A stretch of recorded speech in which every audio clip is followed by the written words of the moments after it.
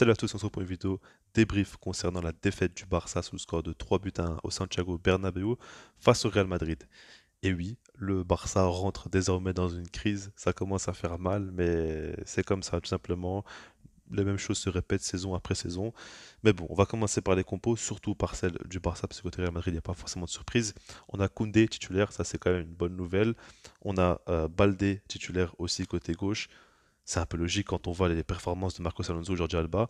On se dit que c'est logique qu'il doit jouer tout simplement. Et puis on a Busquets. Là c'est incompréhensible. Alors si quelqu'un peut m'expliquer dans les commentaires, je suis preneur parce que qu'est-ce qu'il fait titulaire après le match face à l'Inter qu'il nous a proposé qui était cataclysmique. Je sais pas qu'est-ce que Xavi recherche avec lui, mais ça devient vraiment compliqué.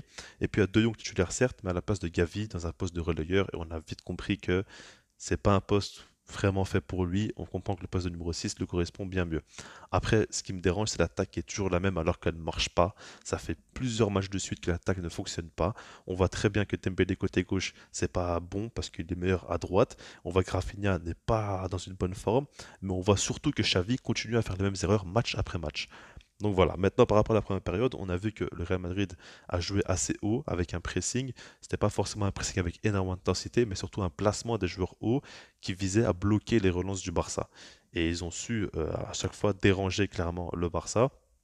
Et l'idée côté catalan, c'était vraiment de trouver des longs ballons pour essayer de chercher Lewandowski par exemple. Et c'était intéressant, ça marchait quelques fois, mais pas toujours. Et puis on a vu surtout que le Barça était quand même beaucoup dérangé. Le Real Madrid a su vite conclure une occasion avec un but de Benzema. Alors ce qu'il faut dire, c'est qu'au début de l'action, on a Jules Koundé qui essaye d'anticiper une passe sur Benzema. Donc ça fait que ce positionnement est quand même très très haut, alors que Sergio Roberto aussi a déjà un positionnement assez haut pour Vinicius. Donc tu as le côté droit vraiment qui est hors de position.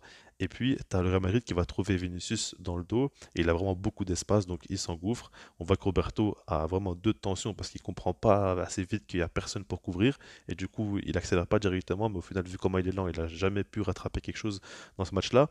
Mais bref, on voit que Vinicius frappe, bel arrêt de Ter Stegen, Benzema suit bien l'action, il met son but, ok, ça fait 1-0 pour le Real Madrid. On voit qu'ils ont eu une demi-occasion directement, ça fait but.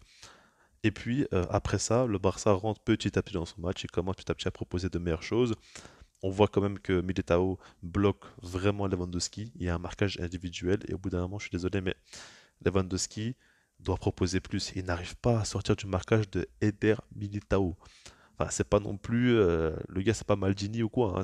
Mais bon, ce qu'il faut dire par rapport à ce moment-là du match, c'est qu'on voit clairement que Rafinha est un petit peu perdu côté droit, et puis on voit surtout que côté Dembélé, ça ne va pas du tout, parce que tu as Valverde plus Carvaral pour défendre sur lui. À chaque fois, il n'est pas en un contre un.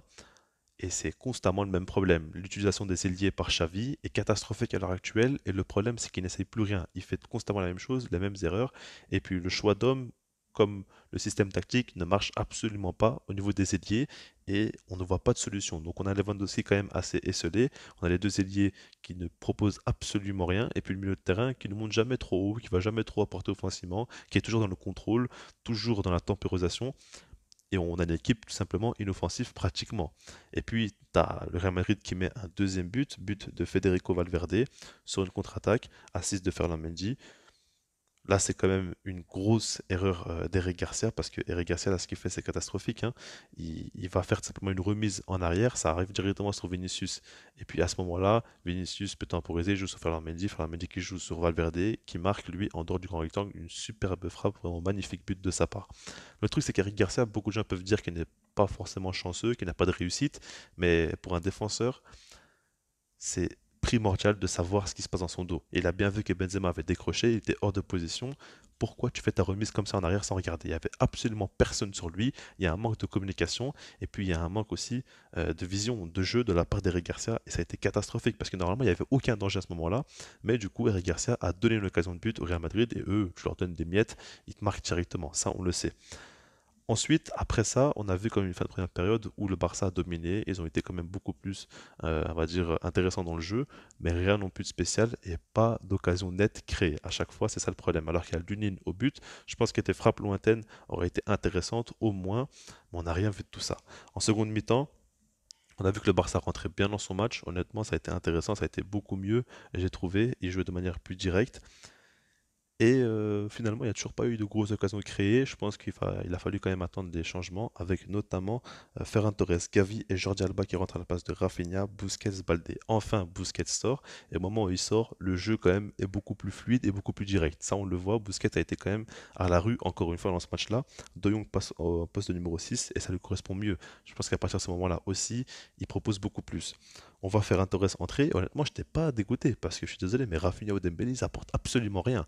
On peut critiquer autant de fois que vous voulez, par exemple, Ferran Torres, mais lui au moins il va tenter des choses. Ça, on le sait. Rafinha Dembélé ne tente absolument rien. C'est ça le problème en fait. Et du coup, on a aussi Gavi qui rentre. Ça, c'est une bonne chose hein, pour son activité au milieu de terrain. On a vu que sans lui, c'est quand même très compliqué, qu'il y a un gros manque d'intensité et qu'il y a beaucoup moins de récupération au milieu de terrain. Donc, à partir de ce moment-là, pour moi, le Barça joue quand même très bien. Il propose beaucoup plus. On arrive à voir quand même que les joueurs se trouvent mieux, mais toujours pas de tir cadré. Dans tous les cas, il y a eu un seul tir cadré dans le match et ça a été le but. Mais bon, on va y revenir plus tard. Ce qu'il faut noter, c'est que Dembélé a proposé beaucoup plus quand il était côté droit. On a vu que ça lui correspondait beaucoup mieux. Ça, c'est une chose. On a vu aussi surtout qu'il est sorti à la 72e minute de jeu à la place de Ansu Fati. Ansu Fati qui fait une très belle entrée. Et puis, sur le but du Barça qui tombe à la 83e minute de jeu, Ansu Fati fait un très beau travail sur son côté. Honnêtement, il crée clairement l'action de but. Lewandowski qui fait la remise pour Ferran Torres qui lui marque encore une fois dans un classico. Ça, c'est une chose aussi à noter. Mais en toute fin de match, il y a une action où il y a un penalty, et puis Rodrigo le met, et puis ça fait 3-1 pour le Real Madrid, alors que le Barça vraiment termine bien le match. Les 15, 20, voire peut-être même 30 dernières minutes, en tout cas dans la globalité, la seconde mi-temps était quand même dominée par le Barça. Et par contre, ben, le Real Madrid a été beaucoup plus décisif, beaucoup plus, on va dire, efficace. Et ça, c'est comme d'habitude, on a l'habitude de voir ça. Maintenant, par rapport à l'arbitrage, honnêtement, j'en parle pratiquement jamais, mais comme vous le savez, ça devient quand même très criant cette saison. On voit que par exemple Lewandowski, à un moment donné, il a été accroché, même il y a eu une petite faute d'Alaba aussi, mais bon, surtout par rapport à Militao, on ne vérifie pas la VAR, on ne se pose pas de questions, il se passe jamais rien. Alors possiblement, enfin c'était Carvajal hein, sur la faute, pardon, mais possiblement il n'y a pas penalty, ok, mais en fait quand c'est le Barça, on se pose jamais de questions, j'ai l'impression. Alors côté Real Madrid, il y a directement eu vérification de la VAR, si je ne me trompe pas, le speaker carrément, il va dire qu'il faut vérifier la VAR, ou je ne sais pas qu'est-ce qui se passe dans le stade, mais en tout cas c'est assez dingue. Et par rapport à ça, le Barça quand même n'est pas forcément aidé. L'arbitrage n'a pas été top. Quand on voit le nombre de fautes que Militao a fait sur Lewandowski, mais il n'a pas eu le moindre carton jaune, c'est quand même assez bizarre. Mais bon, je pense pas que c'est l'arbitrage qui a influencé ce match-là. Pas du tout. Le penalty du Real Madrid, il devait en avoir un. On a vu qu'Eric Garcia a aussi fait encore une erreur sur ce penalty-là d'ailleurs. Mais en fait, pour moi, mentalement, le Barça, encore une fois, il flanche. Parce que je suis désolé, mais en seconde mi-temps, le Barça était bien meilleur et ils auraient pu revenir dans ce match-là. Mais ils y croyaient pas forcément et il y a eu un gros manque de personnalité chez les joueurs. C'est ça qui a causé vraiment du tort au Barça.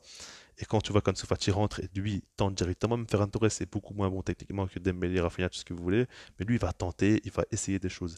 Et c'est ça qui fait que l'équipe jouait mieux et que Lewandowski était un peu plus libre, en tout cas il avait un peu plus d'espace. Donc voilà, on va voir comment ça se passait pour la suite. En tout cas, moi je vous laisse là-dessus et puis sinon moi je vous dis peace.